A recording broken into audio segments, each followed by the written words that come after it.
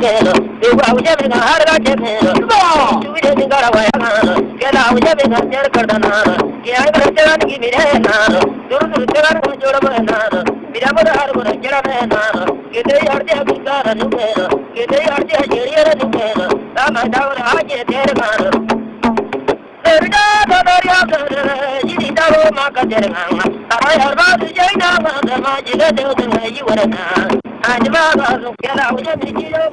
J'ai habité cette maison en 92, il y a de cela 18 ans. En ce temps, la dune était à 400 à 300 à 400 mètres. Mais rien du tout, la dune était arrivée à notre niveau. Donc, elle s'est stagnée ici il y a de cela 10 ans, mais je ne sais pas qu'est-ce qui a stoppé ça. Dune, comme c'est stagné à ce niveau, donc de fur et à mesure que le vent souffle, elle ne fait que déverser dans cette maison. Chaque jour, on ne mettait qu'un peu de l'eau, on ne fait qu'arroser la dune. On a mis ces enclos là, vous voyez. Mais ça a dépassé tout ça pour être à l'intérieur de la concession. Impuissante mais contrainte, Madame Souga Younous, sage-femme de son État, lutte ainsi chaque matin durant des années pour préserver sa concession contre l'invasion du sable.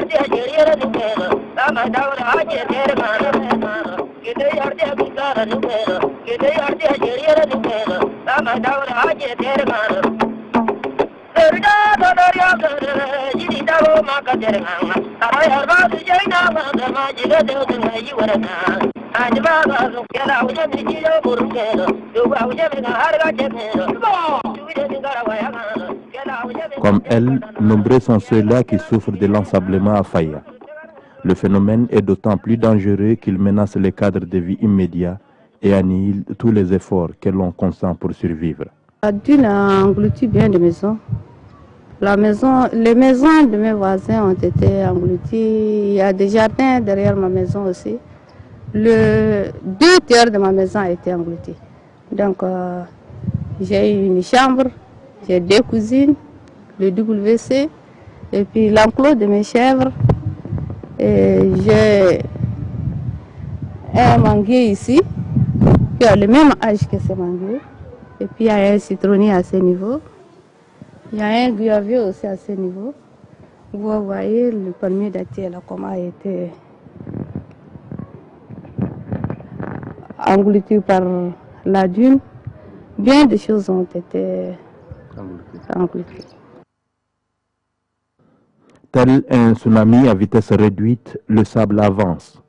Inexorablement, il engloutit tout sur son passage, comme cette maison entamée depuis quelques semaines, ou ces centaines d'autres déjà confondues au sable et sur lesquelles skient les vents.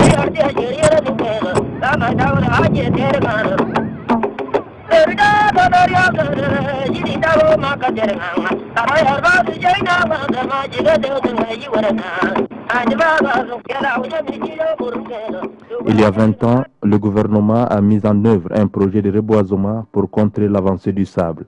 En vain.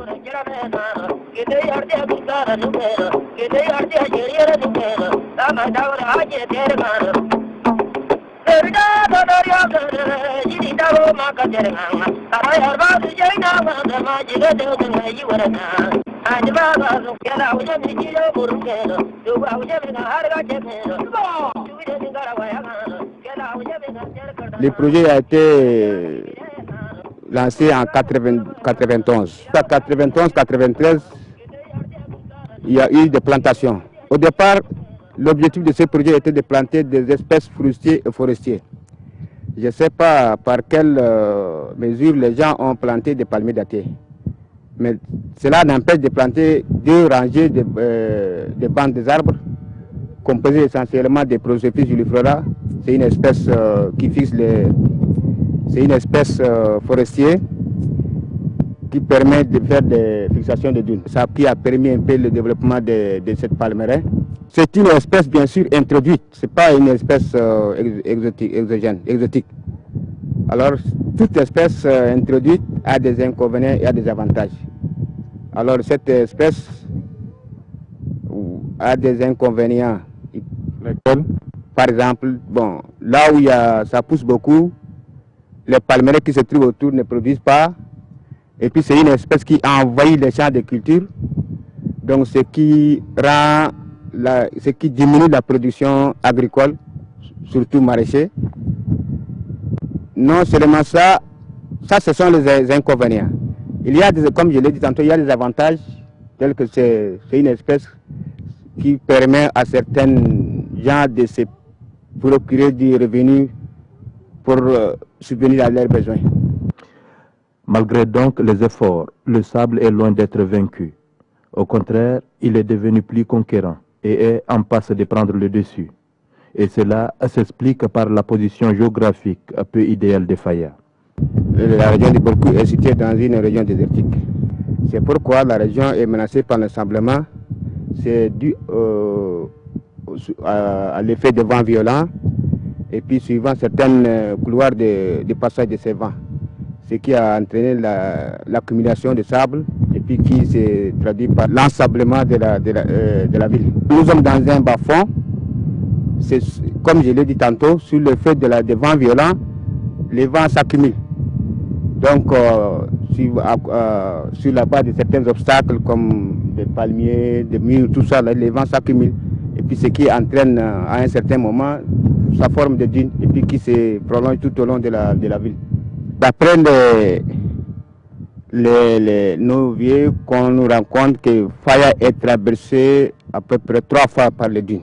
C'est-à-dire c'est un couloir de dunes. C'est-à-dire si cette dune passe et puis il y a un autre qui va se former à l'est et puis ça va continuer son chemin. Donc c'est comme je l'ai dit tantôt, c'est un couloir de dunes.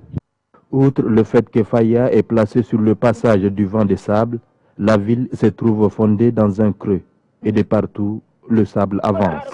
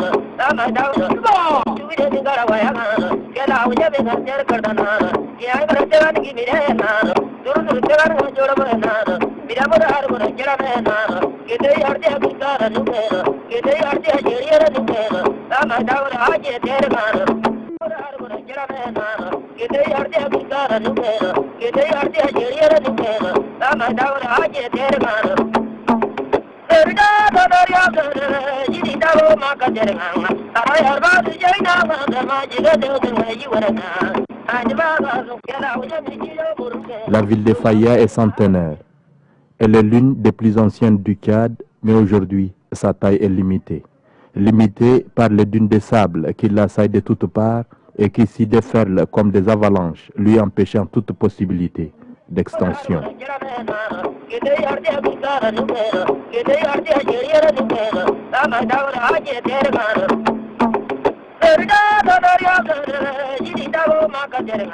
En début de l'année, le gouvernement, pour résoudre cette question et mettre la population à l'abri des pertes incalculables, s'est proposé de délocaliser la ville. Le projet est en exécution. Déjà, les levées topographiques et les travaux de bornage sont faits à la satisfaction générale. Mais chat échaudé craint toujours l'eau chaude.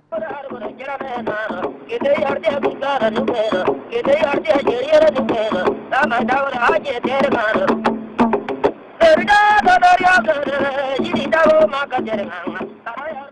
Oui, Faya Djedi, c'est une solution.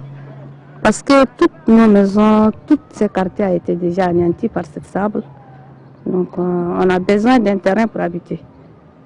Nous préférons aller à Faya Djedi. Mais pour prévenir la dîme, il faut qu'il y ait un reboisement de la ville avant que les gens habitent cette ville. Il faut qu'il y ait un système de reboisement. Le reboisement, l'installation de brise-vents et des haies vives ont toujours stoppé le phénomène de l'ensablement, mais encore faut-il qu'on y pense et attend.